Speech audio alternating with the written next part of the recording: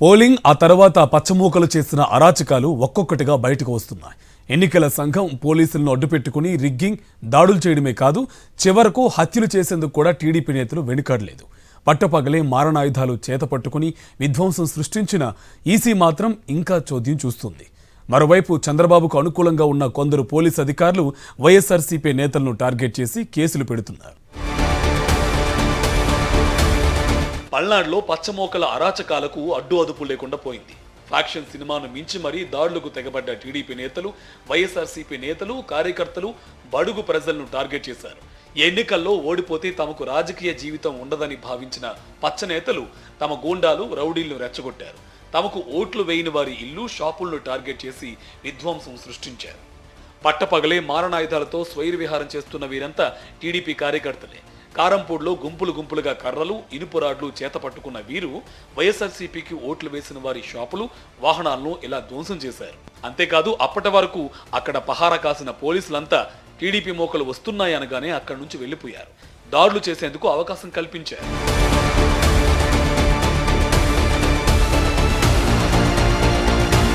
Polling ముగిసిన నాటి నుంచి ఒక్కొక్కటిగా వెలుగు చూస్తున్న వీడియోలు టీడీపీ మోకలు చేసిన అరాచకాలు, విధ్వంస కాండను కళ్ళకు కట్టినట్టు చూపుతున్నాయి. ఎన్నికల సంఘం గానీ, పోలీసులు గానీ దీనిపై నోరు మెదపట్లేదు.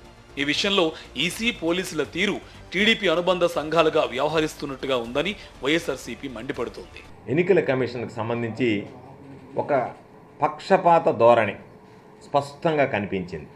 కొన్ని పోలింగ్ స్టేషన్లో అయితే వైఎస్ఆర్ కాంగ్రెస్ పార్టీకి సంబంధించినటువంటి ఏజెంట్లని మాచర్లే ఉదాహరణ తీసుకుంటే బలవంతంగా బయటకు లాగేసి, పురుషులు, మహిళలు, తెలుగుదేశం పార్టీకి సంబంధించినటువంటి వాళ్ళు ఏకపక్షంగా దాడి చేసి వాళ్ళని నిలువరించి వాళ్ళ ఓట్లు రిగ్గింగ్ చేసి రిగ్గింగ్కి పాల్పడడం జరిగింది. రిగ్గింగ్కి పాల్పడడానికి ముందు అక్కడ ఉన్నటువంటి పోలీస్ అధికారులు ఎవరైతే ఉన్నారో వాళ్ళని ఉద్దేశపూర్వకంగా బదిలీ చేయను. ఎన్నికల కమిషన్ ఎవరినైతే నియమించిందో ఆ బాధ్యత ఎన్నికల కమిషన్ తీసుకోకుండా ఈరోజు పోలీసు అధికారుల మీద చెప్పడం. ఎన్నికల సంఘం పూర్తిగా చంద్రబాబు నియంత్రణలోకి వెళ్లిపోయిందనే ఆరోపణలు వెల్లువెత్తున్నాయి. ఈసీ ఆధీనంలో ఉండాల్సిన వెబ్ కాస్టింగ్ వీడియోలను నారా లోకేష్ తన ఎక్స్ ఖాతాలో పోస్ట్ చేశారు. నిబంధనల ప్రకారం పూర్తిగా ఈసీ నియంత్రణలో ఉండే ఈ వీడియో లోకేష్ కు ఎలా చేరిందనేది తమకు కూడా తెలియదని సీఈఓ మీనా ప్రకటించడం చర్చనీయాంశంగా మారింది. ఇది ఎన్నికల వ్యవస్థ నిష్పక్షపాతంగా అంబేద్కర్ గారు రాజ్యాంగం పొందుపరిచినటువంటి రాజ్యాంగం మేరకు ఏర్పడినటువంటి వ్యక్తులు ఈ రకమైనటువంటి దున్నపోతుని ఈనిందని ఒకడంటే తెలుగుదేశం వాడు దోండ కట్టేయమని ఎలక్షన్ ఆఫీసర్ అంటాడు, election commission of India. Macherla జిల్లా వ్యాప్తంగా 7 పోలింగ్ కేంద్రాల్లో టీడీపీ రౌడీ మోకలు ఈవీఎంలను ధ్వంసం చేస్తే ఒక్కడు కూడా బయటకు రాలేదు.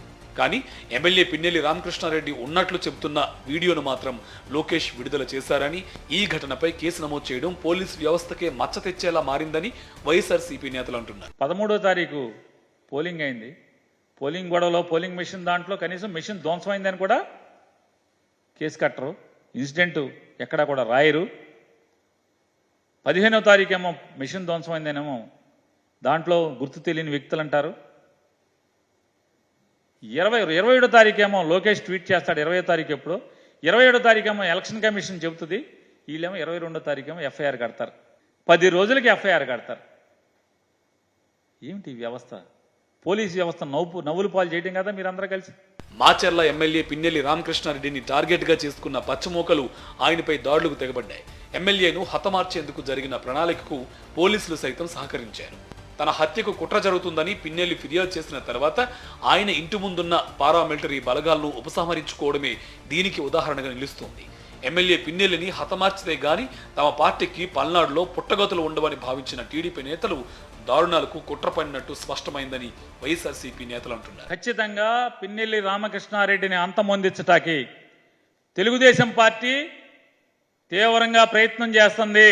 ఎమ్మెల్యే చెప్పుకున్నాక, అయ్యా తెలుగుదేశం వాళ్ళందరూ కూడా నన్ను చంపటానికి మా ఇంటి మీదకి వస్తున్నారు మాచర్ల అని చెప్పి రాతపూర్వకంగా మీకు చెప్పుకుంటే, ఫోన్ చేసి చెప్పుకుంటే, ఏంటయ్యా మీరు చేసిందంటే పారామిలిటరీ బలగాల్ని తొలగించారు. టీడీపీ గుండాలు పట్టపగలే విధ్వంసం సృష్టించిన ఒక్క కేసు కూడా నమోదు చేయని పోలీసులు అదే సమయంలో ఎమ్మెల్యే పిన్నెల్లితో పాటు వైఎస్ఆర్సీపీ నేతలపై వరుస వెంబడి కేసులు నమోదు చేస్తున్నారని వైఎస్ఆర్సీపీ నేతలు మండిపడుతున్నారు.